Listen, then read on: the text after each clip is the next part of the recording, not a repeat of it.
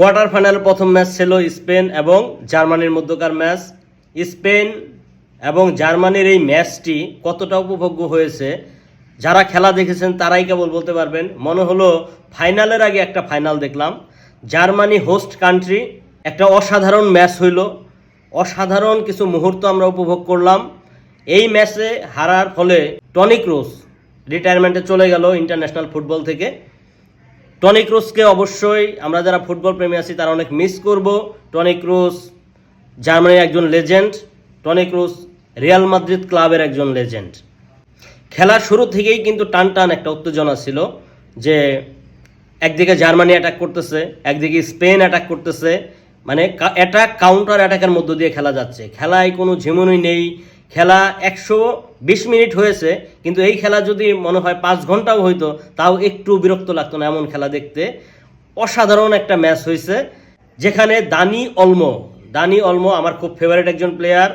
51 মিনিটে অসাধারণ একটা গোল দেয়, যেখানে লামিন ইয়ামালের অসাধারণ একটা অ্যাসিস্টে অসাধারণ সুন্দর বিউটিফুল,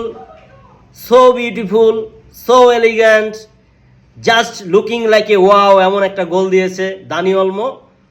মানে এটাকে ভাষায় প্রকাশ করা যাবে না। এই 51 মিনিটে গোল দিয়ে কিন্তু স্পেন এগিয়ে যায় জার্মানি থেকে। এরপর জার্মানি বারবার অ্যাটাক করতে থাকে। খেলার কি সৌন্দর্য!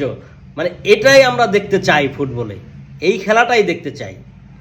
কিন্তু কোনোভাবেই স্পেনের ডিফেন্স ভেঙে গোল পাচ্ছিল না জার্মানি।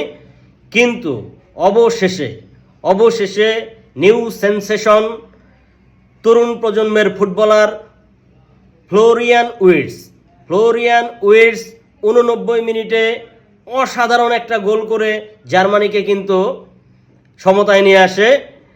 কি নাটক দেখলাম এই ম্যাচটায়!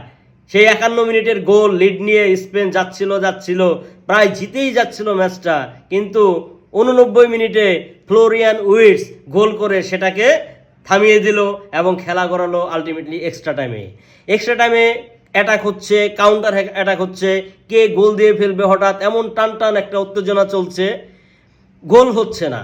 ফার্স্ট এক্সট্রা টাইম চলে গেল, 105 মিনিট হয়ে গেল, কিন্তু কোনো গোল হলো না। এরপর সেকেন্ড এক্সট্রা টাইম শুরু হলো, অ্যাটাক হচ্ছে, কাউন্টার অ্যাটাক হচ্ছে, কিন্তু গোল হচ্ছে না। কিন্তু 119 মিনিটে মাইকেল মেরিনোর একটা চমৎকার হেডে, অসাধারণ একটা হেডে কিন্তু গোল দিয়ে বসে স্পেন। একবারে খেলার শেষ মুহূর্তে 119 মিনিটে গোল দেয় মাইকেল মেরিনো। এতে স্পেন 2-1 গোলে এগিয়ে যায় এবং এতেই খেলার পরিসমাপ্তি হয়। ফলে Germany out of the tournament and Spain go through to semifinal.